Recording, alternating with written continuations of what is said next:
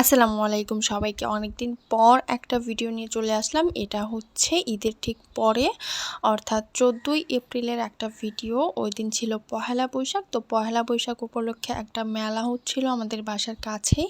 তো ভাবলাম বিকেলবেলা সেই মেলায় ঘুরে আসি। মেলা মানেই কিন্তু বিভিন্ন রকমের রাইড। তো এই নৌকা রাইডটা কারা, কারা এনজয় করেন? আমার দেখতেই ভীষণ ভয় লাগে। উঠবো তো দূরের কথা। এখন পর্যন্ত সাহস করে কোনোদিন এই নৌকা রাইডে উঠতে পারিনি। তবে এখানে অনেকেই উঠে, তারা নাকি খুবই এনজয় করে। অনেকে ২-৩ বার করে পরপর ওঠে। আমার কাছে অনেক ভয় লাগে, কারণ ওই কর্নারেরটা আমার কাছে অনেক বেশি হার্ড লাগে। আর মেলার সবথেকে আকর্ষণীয় জিনিস মনে হয় আমার কাছে এই মাটির যে স্টলগুলো হয়, সেই জিনিসপত্রের স্টলগুলো। এখানে ছোটোবেলার অনেক স্মৃতি মনে পড়ে যায়। দেখেন, এখানে ছোট, ছোট হচ্ছে খেলনা জিনিস, মাটির ব্যাংক, ফ্লাওয়ার ভাস থেকে শুরু করে পাখি, আপেল, গাজর। তারপরে এই সাইডে তো হচ্ছে ঘরের যাবতীয় জিনিসপত্র পাওয়া যায়, যেমন হচ্ছে মাটির গ্লাস, তারপরে মাটির হচ্ছে কাপ, পিরিচ, প্লেট, বাটি, অনেক সুন্দর সুন্দর সার্ভিং ডিশ। ফ্লাওয়ার ভাসের কথা তো বললামই, এগুলো কিন্তু অনেক অ্যাট্রাকটিভ আর এগুলো সবাই অনেক বেশি পছন্দ করে এখন।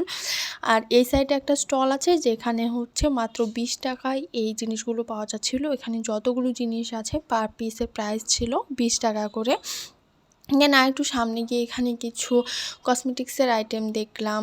অনেকগুলো স্টল ছিল পরপর। তো আমি এখান থেকে হচ্ছে কিছু হেয়ার ব্যান্ড নিলাম। এখানে চুড়ি আছে, লিপস্টিক, নেল পালিশ, কসমেটিক্সের যাবতীয় আইটেম এখানে আছে। হেয়ার ক্লিপের অনেক সুন্দর সুন্দর কিছু কালেকশন আছে। এখান থেকে আমি অনেকগুলো নিয়েওছি। এগুলো প্রাইস কিন্তু খুবই রিজনেবল থাকে, ১০-২০ টাকার মধ্যেই অনেকগুলো পাওয়া যায়।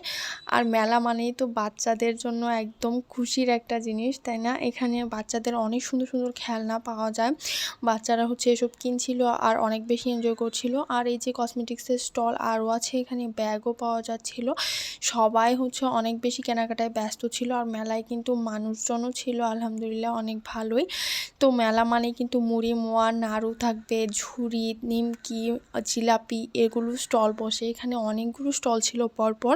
তো এখান থেকে আমাদের হচ্ছে মনে হলো যে কিছু খাই। তারপরে দেখলাম যে এখানে একটা দই ফুচকা, চটপটি, মিনি চাইনিজ আইটেম পাওয়া যায়, এরকম একটা স্টল। তো এখান থেকে হচ্ছে ১ প্লেট ফুচকা আর চটপটি খেয়ে নিলাম।